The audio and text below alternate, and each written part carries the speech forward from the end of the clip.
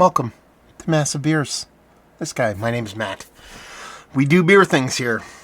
A bulk of them revolves around reviews. That's what we'll be doing today. Kind of a revisit, although I don't think I've reviewed this vintage on my channel. Thomas Hardy Ale. My favorite beer of all time. No joke. It's an easy answer. What's your favorite beer of all time? Thomas Hardy Ale. This is the 2017 vintage. This is actually, I believe, the first rebirth vintage. Current rebirth vintage. We'll get into that. That hit the stores in the United States. So, Thomas Hardy Ale, for those who don't know, has been bought and sold a couple times. Eldridge Pope brewed the beer. I believe it was... God, I forget the date. Anyway, it was created, I think the first bottle came in around the 60s. It was brewed in a certain time in the 80s. Someone else bought it. And I should know all this stuff. I just misremember and forget. And it was brewed all the way up into basically 2008. If you see 2008 bottles, it's the little pony bottles that they were very, very famous for. They basically did two-size bottles as the pony bottles, and then these ones, gone. Beer's gone.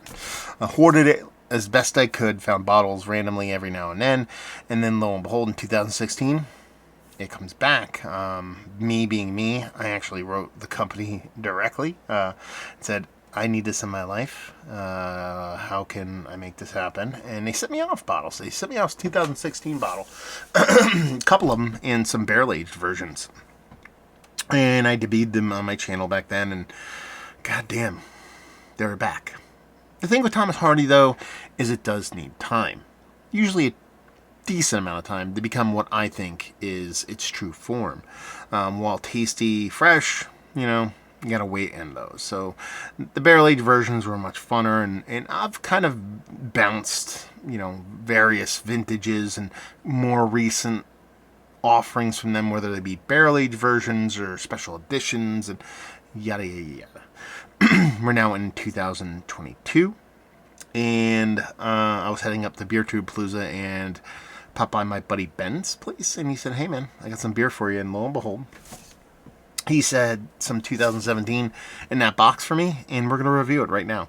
He gave me 2 bottles. I gave one to my boy Steven, so hopefully he enjoys, and we're just going to open it and we're going to drink it because we're in the mood for Thomas Hardy.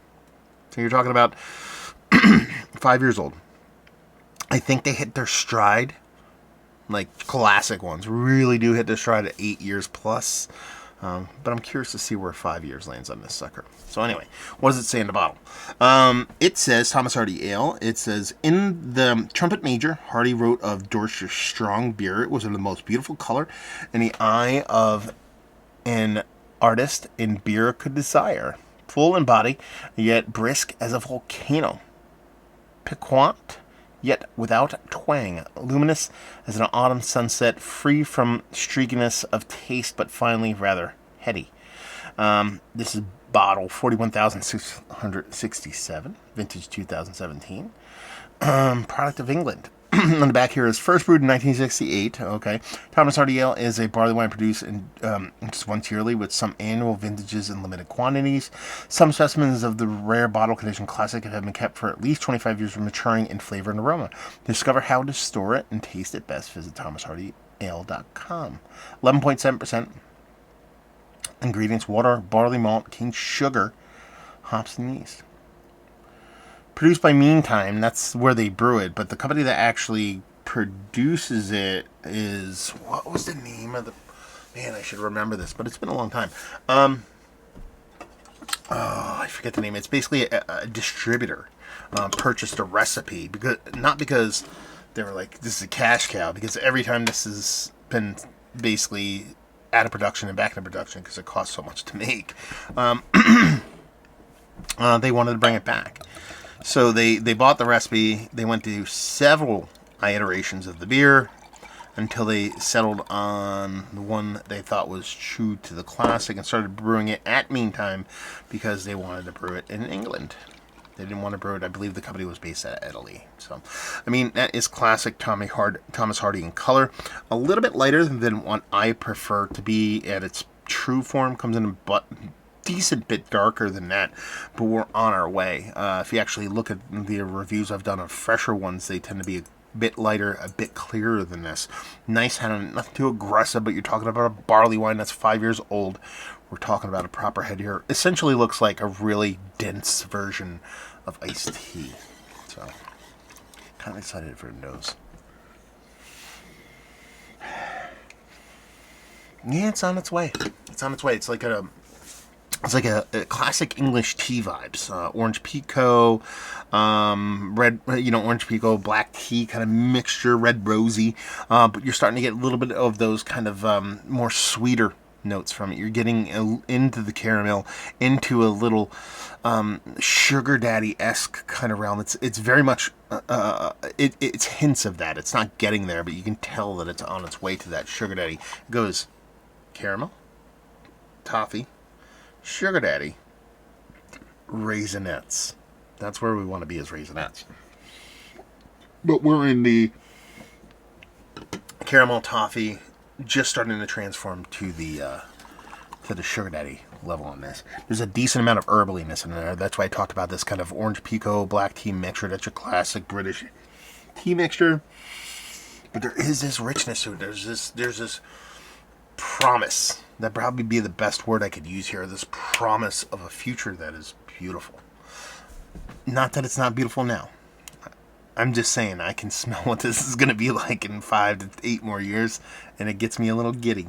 But it smells pretty damn fun right now. Just a little bit more kind of tannic is the word here. When it gets to that sugar daddy, and more specifically the raisinette, all that tannicness drops off, and you just get more of a molassesy, syrupy, sweeter version of the barley wine, but in an adult kind of way. Let's dive in. Cheers, y'all.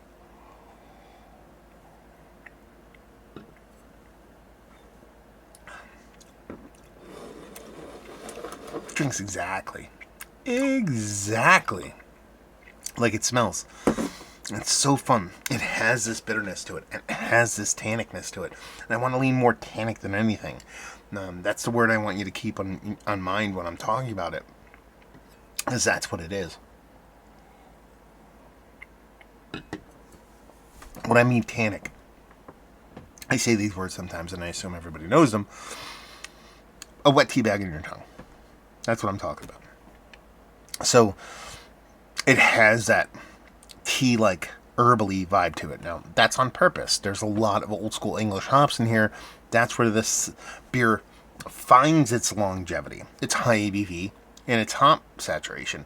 That tannicness, that fuggly. It's a very fuggle heavy Hardy's. Not that there's just that in it, but it's that big English tannic tea-like kind of vibe in combination with the high ABV makes it a long hauler.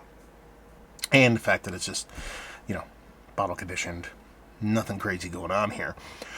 That added cane sugar there, I think it's a fermentation thing, just to get it up to its ABV, but you do get the sweetness, which is both, malt derived, probably a touch of that cane sugar, but I believe that's probably been fully attenuated because this is not an overly sweet beer.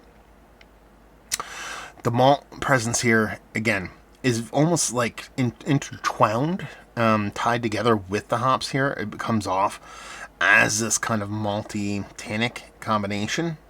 But when you start to kind of sip it and get a little deeper, get a little bit more kind of comfortable with what you're drinking, it just comes off as this really beautifully well done barley wine. English through and through. Surprisingly drinkable. Again, 5 years. It's tempered a lot of that aggressiveness.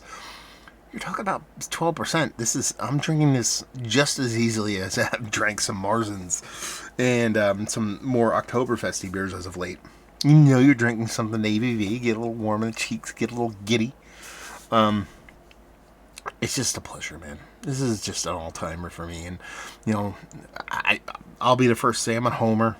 It's probably almost impossible for me to be impartial with this beer because of my love for it. But when I review these, it also becomes very, very tricky because it's hard to separate what it was, what it is, and what I think it'll be. it's a very weird road to hoe, because it's, compartmentalize this beer in the moment. Is this one of the best English barley wines you've ever had in your life? No, it's not. It's not. Does it taste like one of the best English barley wines that you've had in your life before it became that? Yes. And that's where the trick kind of lies. Because it's a combination of, one, I really do enjoy how it drinks. I really do enjoy how it tastes, but I understand what it can be and what it probably will be, because it's much different than when it was fresh. I can assure you of that. And it's on track of being something very, very, very near and dear to my heart. And just seeing that, seeing that potential, tasting that potential, smelling that potential is a beautiful thing. But yeah, it's fun. I mean, as it stands, let's just kind of cut it there and go. Okay, we'll do that review. Mouth feels very, very nice. It has this combination of softness, but you're drinking a barley wine, so it's playing both of those roles. Could be a little denser, fine. Sweetness, probably a little bit undersweet, especially for an English barley wine. I think that has a lot to do with the high bittering and tannic quality of the hops and the beer itself. I think you're going to gain a little bit of richness, adulty kind of sweetness from this. You're also going to lose a bit of that tannicness, and things are going to flip the script in a couple of years. But it drinks really, really beautifully well as a pure and unadulterated Merriam-Webster dictionary, relatively fresh English barley wine. Tannic bittering, nice maltiness, toffee notes, leaning into that sugar daddy, kind of having those caramel vibes, that big tannic note, fun all around. Absolutely fun. Absolutely delicious. Just, man. Make this a 2010 bottle. 7 years. 7 years from now. Can't wait to find one of these. So, it was 7 years from now. In 2029. If you're watching this video, and if you have 2017 bottles of this, hit me up. Kind of want to see what it tastes like. Because this guy has no willpower and will drink all of them. So everyone I find up into them, but like, oh, I found a case of 2017 2 years from now. By the time 29 hits, they'll all be gone. I can't help myself. Anyway, is it one of the better English barley wines I've had as of late? In the conversation. All time? No. Will it be? Probably. Is it one of my favorite beers ever? Period. Number one, Mount Rushmore? Yes. What are your experiences with Thomas Hardy? This is a very loaded question, because you could do the old school 68 to the 80s, or is it 78 or the 80s? You do the 80s to the 2008, so you could do the new school 2016 to current. What is your experience, Thomas Hardy? Have you had the old school ones? Have you had them very, very aged? Have you had the barrel aged versions? There's none of the old ones are really barrel aged. I think the first year they had a barrel aged version, but the barrel aged versions are the newer ones. There might have been a couple silver anniversaries of the old ones, but they're pretty much non-existent. The new ones, they have cognac barrels, bourbon barrels, stuff like that. What is your thoughts on those versions of this beer? So let me know. Thomas Hardy, fan, otherwise, new school beer drinker, old school beer drinker, your thoughts on there. Oh, and if you want to go watch one of the better Thomas Hardy reviews you ever watch, go type in Beer Goggles Reviews. Terry has passed away, unfortunately, but a few years ago, he did, I think he was like, he might have did the 68. It might have been like 69 or 70. He reviewed like one of the earliest versions, and that dude is a poet, and it deserves to be watched. It's on YouTube and it'll be there forever, so rest in peace, brother. But go check that out too. If you like this review, if you like this beer, and if you never watch a review, go Terry K.